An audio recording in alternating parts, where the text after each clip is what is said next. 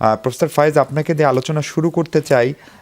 আপনি যখন ঢাকা বিশ্ববিদ্যালয়ের ভাইস চ্যান্সেলর, সেই সময়ে এবং আরও নানাভাবে পেশাগত কাজেই বেগম খালেদা জিয়ার কাছাকাছি যাওয়ার, তার সঙ্গে কথা বলার, বৈঠক করার বিভিন্ন সময়ে সুযোগ হয়েছিল আপনার। ফলে মানে অনেকেই বলছেন যে বেগম খালেদা জিয়াকে নিয়ে নানান ধরনের নেতিবাচক মিথ তৈরি করা হয়েছিল বাংলাদেশে। তিনি সরকারি দলে, বিরোধী দলে, এমনকি গেল আমলে তো বটেই।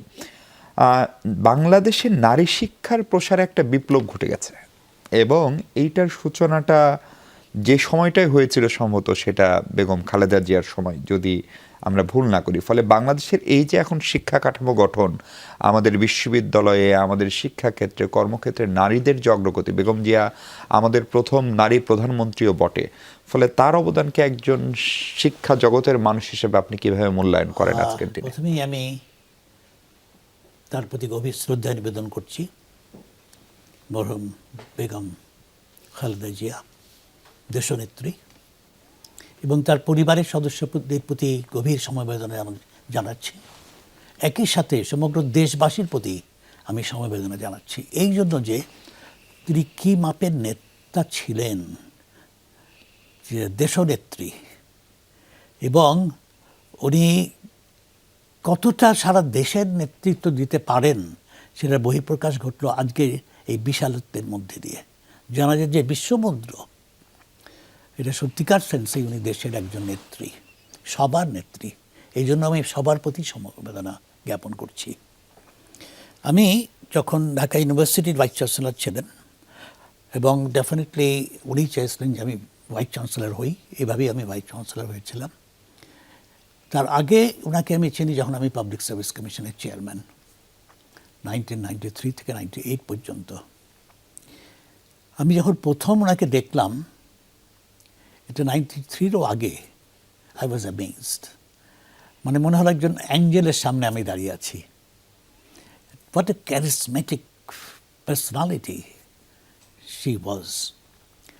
এবং এইটা উনিও আমাকে দেখে খুবই খুশি হলেন। তার পিছনে একটা কারণও আছে। কারণটা হচ্ছে, আমি তখন মহসিন হলের প্রভোস্টটা হয়েছিলাম। আমি কোনোভাবেই চাইনি কোনো হলের প্রভোস্ট হব আমি, কিন্তু মহসিন হলে তখন ভাইস চ্যান্সেলর যিনি ছিলেন, প্রো ভাইস চ্যান্সেলর যিনি ছিলেন, তারা চাইলেন আমি মহসিন হলের প্রভোস্ট হই। সামহাও আমি কিন্তু একটা হলের প্রভোস্ট হচ্ছি, কিন্তু ওই সময়টা ওই হলের প্রাধান্য ছিল পেত ওই ছাত্র দলের নেতৃবৃন্দরা, তারা মূলত ওখানে থাকতো। এবং কিছুদিন পর একটি ইলেকশন হলো, ছাত্রলীগ জিতল, ছাত্রদল হারলো। আমরা হল সংসদে, না, বিশ্ববিদ্যালয়ে, আচ্ছা, ডাকসুতে, আচ্ছা, হলো। এটা কি তাহলে 90-এর আগে? মানে 90-এর আগে, জি। তা ওইখানে তখন এরশাদ সাহেব প্রেসিডেন্ট, আমি কে ভাইস চ্যান্সেলর ছিলেন নামটা এখন বলছি না আমি। তো কিন্তু আমরা অনেকে মনে করতাম এটা ম্যানিপুলেটেড ছিল, ছাত্রদলকে হারিয়ে দেওয়া হয়েছিল। পরবর্তীকালে ন্যাচারালি ছাত্রদল খুবই অ্যাগ্রিভড, তারা প্রসেশন বের করলো। আর এদিকে ছাত্রলীগ, তারাও মানে বিজয় উল্লাসে প্রসেশন বের করলো। পুরো দুটো দলের মধ্যেই ছাত্র ছিল, ছাত্রী ছিল, ক্ল্যাশ হলো। তো এটা যে রূপটা ধারণ করলো, যে ছাত্রী মিছিলে হামলা ছাত্র দলের পক্ষ থেকে, তো এটা যে সকালবেলা ঘটে গেছে এটা আমি জানতাম না।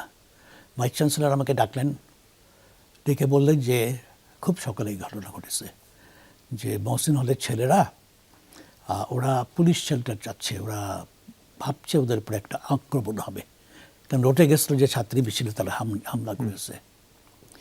তা আপনি যান, আপনি বলেন আমি পুলিশ পাঠাবো, ভাইস চ্যান্সেলর বলছেন, প্রোভাইডেড হল সার্চ করা হয়। তা আমি যে গেলাম, ইট ওয়াজ এ ট্র্যাপ, 100% ট্র্যাপ। এবং পরবর্তীকালে যেভাবে অ্যাটাক করা হলো মহসিন হলে, বিভিন্নভাবে গুলি, আগুন লাগিয়ে দিল চারিদিকে, কোনোভাবে আমরা পালিয়ে বের হলাম। তারপরে আমি ভাইস চ্যান্সেলরের সাথে কথা বলতে গেলাম, সন্ধ্যেবেলা ওনার অফিস থেকেই ফোন আসলো, মিটিংয়ে যাব। তা আমি বললাম যে আমি একটু কথা বলবো, যে মহসিন হলে কী ঘটেছে। কোনো মতেই আমাকে কথা বলতে দিল না। আমি 1 মিনিট কথা বলতে চেয়েছিলাম, আই ওয়াজ নট অ্যালাউড।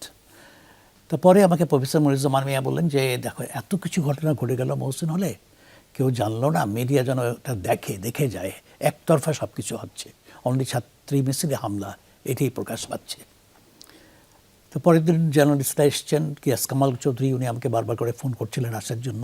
এক পর্যায়ে গেলাম, তা আমি সব দেখার পরে ওরাও অবাক হয়ে গেল, এতটা এইভাবে আক্রান্ত হয়েছে মহসিন হল, কিন্তু এটা একেবারেই কেউ জানলো না।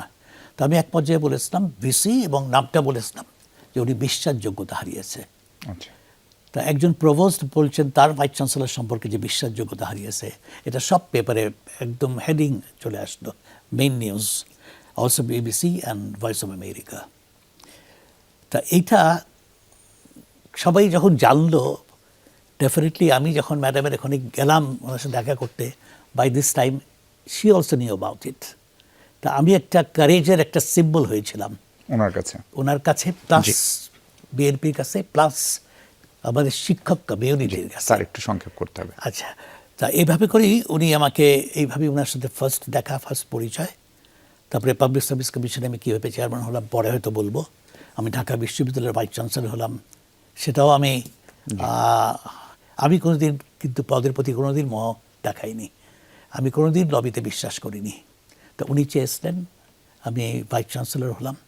ভাইস চ্যান্সেলর হওয়ার পরে যে বিষয়টা আপনি উঠাচ্ছিলেন যে নারী শিক্ষার ক্ষেত্রে উনি কী করলেন, তা আমি বলবো ওই যে একটা হল ছিল যেটা কবি সুফিয়া কামাল হল, ওই হলটার জায়গাটা ছিল সিটি কর্পোরেশনের দখলে। উনি কিন্তু এটা মেয়েদের একটা হল হবে, এই জন্য এটাকে হস্তান্তর করলেন ঢাকা বিশ্ববিদ্যালয়ের কাছে। এবং দল মত নির্বিশেষে সব শিক্ষক যারা প্লটের জন্য অ্যাপ্লাই করেছিল সব বাতিল করলেন। না, সবাই প্লটের জন্য বলতে উত্তরায়, আচ্ছা, এই সবাই যেন প্লট পায়। আমি বললাম দেখেন শিক্ষকরা, এদের টাকা পয়সার অনেক ঘাটতি, তারা কোথায় পাবে, এরা তো প্রাইভেট জমি কিনতে পারে না। 1 to all, এমনও হয়েছে 4 জন মিলে 3 কাঠা জমি, কিন্তু all of them got it irrespective of ভাগ করে হলেও পেয়েছে।